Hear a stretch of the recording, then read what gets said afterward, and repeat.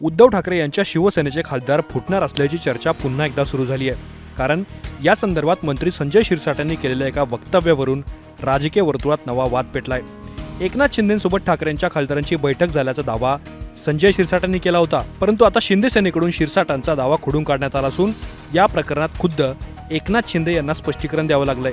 हे प्रकरण नेमकं काय आहे, वाद कशावरून पेटलाय आणि एकनाथ शिंदेंनी काय स्पष्टीकरण दिलं तेच या व्हिडिओच्या माध्यमातून पाहूयात. तर आज सकाळी माध्यमांसोबत बोलताना मंत्री संजय शिरसाट यांनी महिनाभरात ठाकरेंचे खासदार फुटणार असल्याचा दावा केला. ते म्हणाले, अनेक जण एकनाथ शिंदेसोबत संपर्क साधतायत, अनेक जण शिंदेकडे येत असतात, रोज त्यांना सांगतात, परंतु योग्य वेळी निर्णय घेणं हीच एकनाथ शिंदेची ख्याती आहे. हे ऑपरेशन शेवटच्या टप्प्यात असून जास्त काळ वाट पाहावी लागणार नाही, असं सांगताना शिरसाटांनी उबाठामध्ये लवकरच स्फोट होणार असल्याचा दावा केला. शिरसाटांनी केलेला दावा समोर आला आणि त्यानंतर लगेचच ठाण्याचे खासदार नरेश म्हस्केंची बाजू समोर आली. त्यांनी शिरसाटांचा दावा खोडून काढताना असं काही झालेलं नसल्याचं स्पष्ट केलं. माध्यमांशी बोलताना ते म्हणाले, आदित्य ठाकरे आणि संजय राऊत यांच्यातील कोल्ड वॉरमुळे अशा बातम्या बाहेर येत आहेत.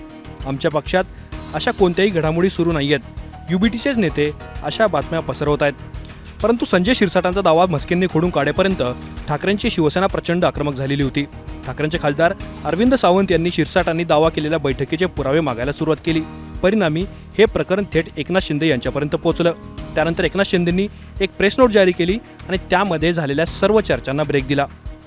एकनाथ शिंदे यांनी प्रसिद्ध केलेल्या प्रेस नोटमध्ये म्हटलं, उबाटाच्या खासदारांसोबत झालेल्या बैठकीचे वृत्त हे पूर्णपणे निराधार, खोडसाळ आणि गैरसमज निर्माण करणार आहे. अशी कुठलीही बैठक झालेली नाहीये. उबाटाचे खासदार फुटून शिवसेनेत येणार असल्याच्या बातम्या गेल्या 1-1.5 वर्षांपासून पसरवल्या जात आहेत, परंतु त्यात कुठलंही तथ्य नाहीये. ती केवळ अफवा असल्याचं सांगत शिंदेंनी शिरसाटांचा दावा खोडून काढला.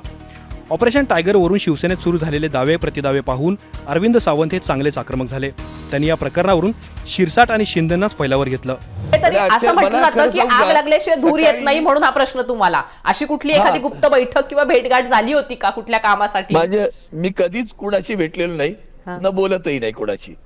किंबहुना मी मला वाटतं पत्रकार परिषदेत सांगितलेलं आहे की त्यांनी गद्दारी केल्यानंतर ते ज्या सरकारमध्ये गेले किंवा सरकारचं स्थापन केलं त्यांनी, त्यामध्ये त्यांच्या कुठल्याही कार्यक्रमाला मी कधी शासकीय कार्यक्रमाला सुद्धा उपस्थित राहिलो नाही. कशाला घरगुती कौटुंबिक सोहळ्यांना पण कधी उपस्थित राहत नाही त्यांच्या कोणाच्याच. गद्दार म्हणजे गद्दार, तो विषय संपला. इतक्या कडवटपणे मी वागत असतो. म्हणजे तुम्ही इतक्या खोट्या बातम्या. सकाळी आश्चर्याचा धक्का, मी रात्री दिल्लीत आलो, कारण आज माझी एस्टिमेट कमिटीची बैठक आहे. मग दिल्लीत आलो, सकाळी मला अनिल देसाईंचा फोन, अरविंद पाहिलंच का काय बातमी? म्हटलं सकाळी सकाळी दिल्लीत कुठे एवढ्या बघणार, सगळे काय वर्तमानपत्र घरी येत नाही, घरी येतात, मुंबईत सगळी येतात. म्हटलं त्याच्यामध्ये मिरर मध्ये तुझं नाव पण आलंय, फोटो आलाय अरविंद तुझा. मला त्यांनी ताबडतोब स्क्रीनशॉट घेऊन पाठवून दिला. मला धक्काच बसला.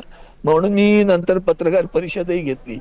कोण बातम्या फिरतं, कशासाठी फिरतं, त्यांना काय मिळवायचंय ते ज्याचं त्यांना ठाऊक. महाराष्ट्राच्या राजकीय वर्तुळात ऑपरेशन टायगरची नेहमी चर्चा होत असते. शिंदेचे अनेक नेते याबद्दल विधानं करत असतात, परंतु एकनाथ शिंदेंनी या चर्चांना कधीही फेटाळून लावलेलं नव्हतं. यावेळी मात्र शिंदेंना स्पष्टीकरण जारी करावं लागल्यामुळं मंत्री संजय शिरसाट यांची चांगलीच कुंडी झाल्याचं पाहायला मिळालं. ब्युरो रिपोर्ट, मुंबई तक.